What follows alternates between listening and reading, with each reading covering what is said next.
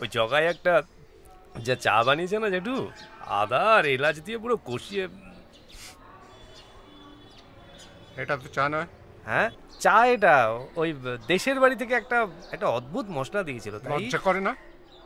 বাড়ি ভর্তি পরের বাড়ির লোক, তুই এখানে মদ ঢুকিয়েছিস? আরে জেঠু তুমি কি বলছো, আমার কি সেই বয়স আছে নাকি? দেখ প্রসেনজিতের বিয়ের সময় বাসর রাতে মদ খেয়ে তোমার বমি করাটা আমি ভুলিনি। আরে জেঠু তুমি তুমি নস্টালজিক। আরে প্রীতিময়, তুমি নাকি লেবু লঙ্কা দিয়ে ভদকার একটা দারুণ প্রিপারেশন। আরে মেশমশাই, গুড, নমস্কার। শোনো, আমাকে কিছুদিনের মধ্যেই তোমার চেম্বারে যেতে হবে। হ্যাঁ, প্রীতিময়ের জন্য আমার বিপি বেড়ে যাচ্ছে। ওকে এখান থেকে নিয়ে যাও তো। হ্যাঁ নিয়ে যাও। সেই ভালো, সেই ভালো। শোনো কি জেঠু, খাওয়া দাওয়া হয়েছে তোমাদের? হ্যাঁ। কোনো রকম অসুবিধা হচ্ছে না? আপনি বোধহয় রীতার হাজবেন্ড, আলাপ হয়নি। ওই আর কি। কোনো রকম অসুবিধা হলে বলবেন কিন্তু। হ্যাঁ, যদি অসুবিধা তো প্রচুর হচ্ছে, সেসব ছাড়ো। না না, আমাদের কোনো অসুবিধা হচ্ছে না। আমি কথা বলছি তো। দেখুন, আমি ছোটবেলা থেকে মামার বাড়িতে মানুষ, নিউ আলিপুরে। এইসব আদিকালের পেঁদো বাড়িতে আমার ঠিক পোষায় না, ভালো লাগছে না। দাদার বোধহয় হেরিটেজ শব্দটা সম্পর্কে কিছু জানা নেই না?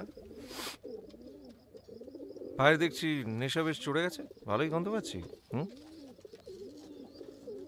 যে কোনো প্রয়োজনে আপনি কিন্তু জগাইকে বলতে পারেন। হ্যাঁ হ্যাঁ, জগাই মাথায় সবাইকে ডাকতে হবে, কারণ ওর তো এই বাড়িতে অতিথি হয়ে আসা অভ্যেস আছে।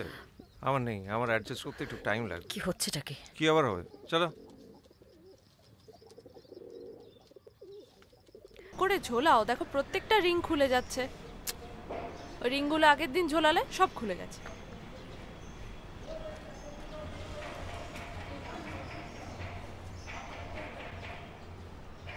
সর, পরে কেট মারবি, আলো ঝোলাতে হবে।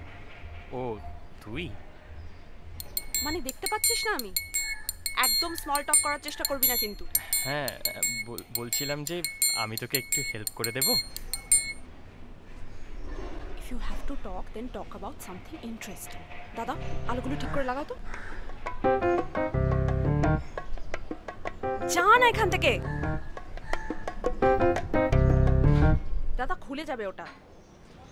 এই ফ্যামিলি ড্রামাটা না সায়েন্স ফিকশনকেও হার মানাবে, বিশেষ করে প্রীতিময় কাকা ও রীতা মাসির ব্যাপারটা।